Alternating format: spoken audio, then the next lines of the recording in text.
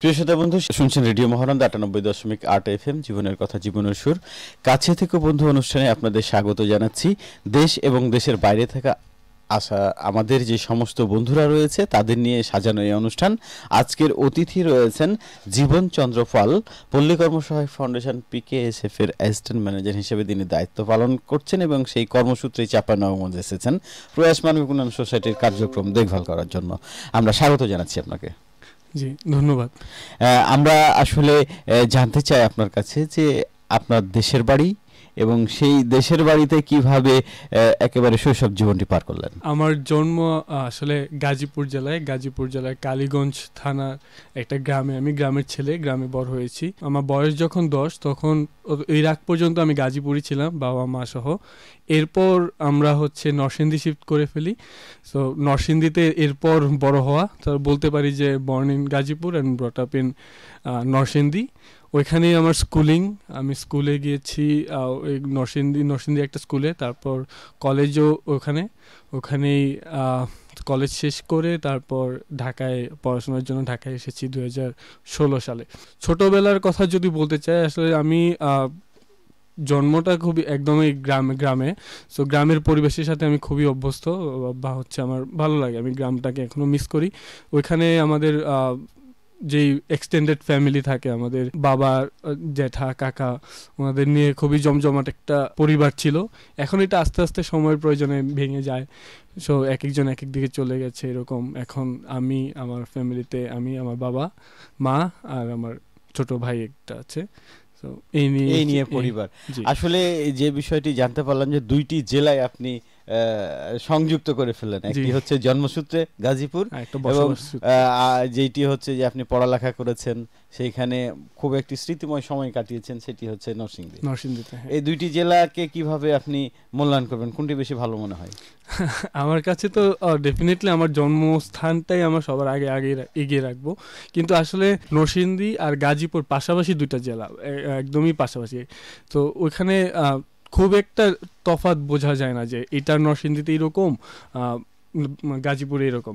So খুব একটা তফাৎ নাই, সব কিছুই এক, কালচার এক, ভাষাগত দিক থেকেও এক, সব মানুষও একই রকম।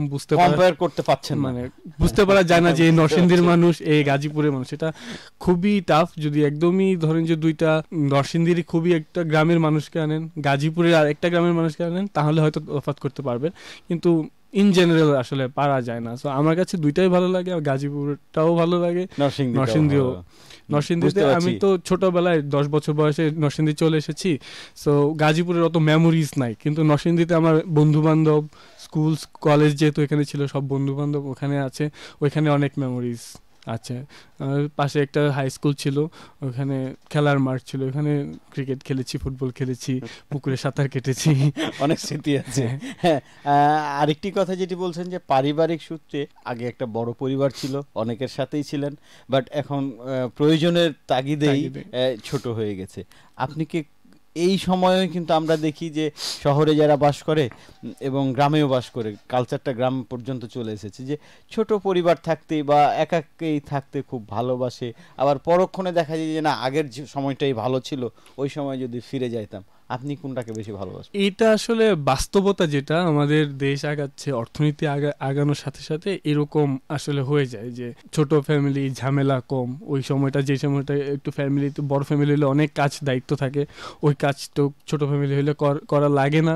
তো ওই কাজটা আমি কোনো প্রোডাক্টিভ কাজ করতে পারতেছি, ইনকাম জেনারেটিং অ্যাক্টিভিটিস করতে পারছি। সো ওই সময় ওই বাস্তবতার কারণে এরকম হয়ে যায় যে ছোট ফ্যামিলি। বাট এক্সটেন্ডেড ফ্যামিলির মজা আছে যে সব বিপদে আপদে যাকে কাউকে না কাউকে পাশে পাওয়া যাচ্ছে, একাকিত্ব ফিল হয় না আমার কাছে। আমি যেহেতু ওই জন্মের পরে দেখেছি যে এক্সটেন্ডেড ফ্যামিলি বা সবাই একসাথে, এখন নাই। তো যেটা নাই সেটাই বেশি মিস করা হয় আর কি, ওইটাই আগে এগিয়ে রাখবো আর কি। সেটাই আসলে আপনি বেশি গুরুত্ব দিচ্ছেন, সেটাই স্বাভাবিক। আরেকটি বিষয়, আপনি নরসিংদীতে বন্ধু বান্ধবী ছেড়ে এসেছেন, জি, বান্ধবী কাকে মিস করছেন? না, নরসিংদীতে আসলে বন্ধু বান্ধবী ছেড়ে আসিনি, বন্ধু বান্ধবী নিয়েই আমি ঢাকায় এসেছি। তা আমি যখন কলেজে ছিলাম, সো ওখানে আমার একটা যে কলেজের গ্রুপ ছিল, ওই কলেজের গ্রুপে আমরা 2 বছর একসাথে পড়াশোনা করেছি, ভালোই পড়াশোনা করেছি, এবং সবাই একসাথে আমরা ঢাকা ইউনিভার্সিটিতে চান্স পেয়েছি। মোটামুটি যে ক্লোজ 7-8 জন ফ্রেন্ড ছিল, ওদের সবাইকে আমি আমার ঢাকা ইউনিভার্সিটি নিয়ে আসতে পেরেছি, এটা আমার জন্য সফলতা, খুবই মানে সৌভাগ্য মনে হয়, সফলতাও মনে হয়।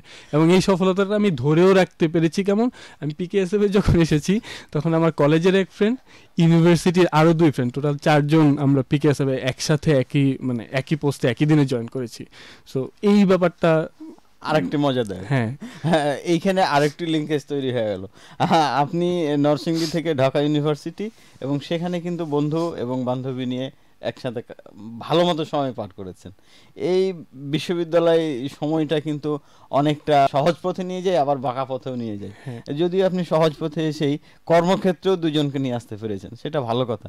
কিন্তু বিশ্ববিদ্যালয় সময়ের এমন কিছু ঘটনা যা মনে পড়ছে। বিশ্ববিদ্যালয়টা আমার আসলে খুবই ভালো কেটেছে। আমি অনেক এক্সপেকটেশন নিয়ে এসেছিলাম যে ঢাকা ইউনিভার্সিটিতে চান্স পেয়েছি, অনেক কিছু করব, হয়তো অনেক কিছু হয় নাই, বাট যেটা হয়েছে সেটা নিয়ে আমি খুবই সন্তুষ্ট। সবচেয়ে বন্ধু বান্ধব তো অনেক ছিল ইউনিভার্সিটিতে, সবারই থাকে এরকম বন্ধু বান্ধব, তো ডেফিনেটলি অনেক বেশি ছিল। অনেক মজা করেছি, পরীক্ষার সময় অনেক প্রেশার গিয়েছে, পড়েছি।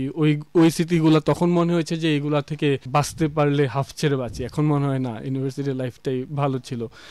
মজার ঘটনা বলতে মেমোরিজ যেটা আমি বলতে পারি, আমি যখন 3rd ইয়ারে পড়ি তখন দেখা গেল যে কোটা আন্দোলন হয়েছে।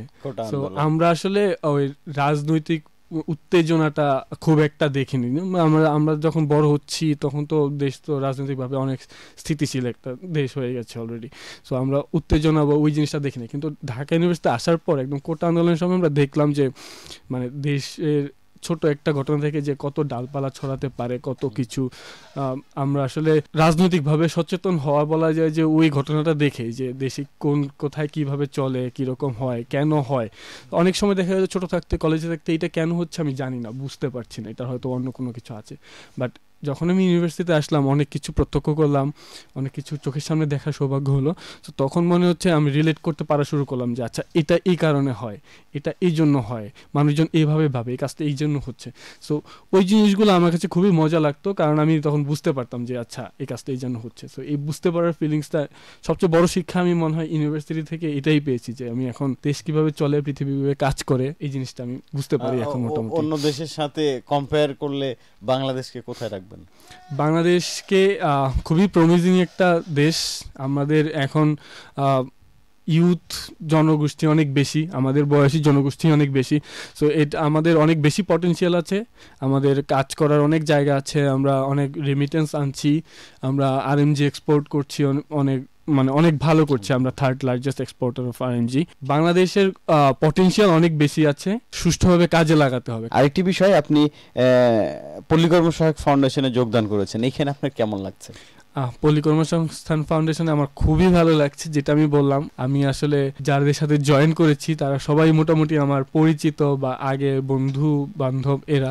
সো একসাথে যখন পরিচিত মানুষজনের সাথে কাজ করছি, তখন আসলে দেখা যাচ্ছে যে কোনো একটা সমস্যা হলো আমি হেল্প নিতে পারছি ইজিলি, আমার হেসিটেশন লাগছে না। এটা একটা জিনিস আমার নিজের দিক থেকে। আর পল্লী কর্মসংস্থান ফাউন্ডেশনটা আসলে একটা মহৎ উদ্দেশ্যে তৈরি করা একটা অর্গানাইজেশন, যে কর্মসংস্থান সৃষ্টি এবং দারিদ্র্য বিমোচন। আমি যখন দেশের দারিদ্র্য বিমোচনে প্রত্যক্ষভাবে ভূমিকা রাখতে পারছি, সো এই জিনিসটা আমাকে খুবই আত্মতৃপ্তি দেয়, যে হচ্ছে না, আমার একটা কাজের কারণে একটা মানুষের জীবনযাত্রার মান উন্নয়ন হচ্ছে। সো এই জিনিসটা আমি নিজের চোখে দেখতে পারি, যেটা হয়তো আমি অন্য কোনো অর্গানাইজেশনে কাজ করলে দেখতে পারতাম না। হয়তো হতো অন্য অর্গানাইজেশন যারা কাজ করে তাদের জন্য হয়, বাট এটা আমি হয়তো চোখে দেখতে পারতাম না, কিন্তু এটা আমি প্রত্যক্ষ করতে পারি। এটা খুবই আত্মতৃপ্তি দেয়, এটা খুবই স্যাটিসফ্যাকশন দেয়। না, সত্যি পল্লী কর্মসহায়ক ফাউন্ডেশন এমন একটি অর্গানাইজেশন যে দক্ষ জনগোষ্ঠী তৈরিতে খুব বড় একটি ভূমিকা পালন করে আসছে। আরেকটি শেষ প্রশ্ন আপনার কাছে, যে আমরা দেখেছি যে যারা পল্লী কর্মসহায়ক ফাউন্ডেশনে যুক্ত হয় তারা কিন্তু কিছুদিন পর চলে যায়, থাকে না। আপনার এই কয়দিনের এক্সপেরিয়েন্সে আপনি কি বলবেন? থাকতে চান? না, অবশ্যই আমি পিকেএসএফ এ অবশ্যই থাকতে চাই। পিকেএসএফ এর আসলে আমার মোটোটা খুবই পছন্দ হয়েছে। পিকেএসএফ এর থেকে আমি আসলে এই কাজগুলো করতে চাই, আর পড়াশোনা রিলেটেডই কাজকর্ম। সো আমি পড়াশোনা যা শিখেছি সেই জিনিসগুলো আমি এখানে কাজে লাগাতে পারবো লাগছে। আমি মনে করি না যে আমি যাচ্ছি। চাঁপাইনবাবগঞ্জ এবং প্রয়াস মানব উন্নয়ন সোসাইটি কেমন লাগলো? চাঁপাইনবাবগঞ্জে আমার প্রথম আসা, যদিও আমের সিজনে আসতে পারি নাই, বাট আমার খুবই ভালো লাগছে। আর প্রয়াসের আমি কিছু কাজকর্ম দেখেছি, প্রয়াসের হাসপাতালটা দেখেছি, খুবই গুছানো একটা হাসপাতাল।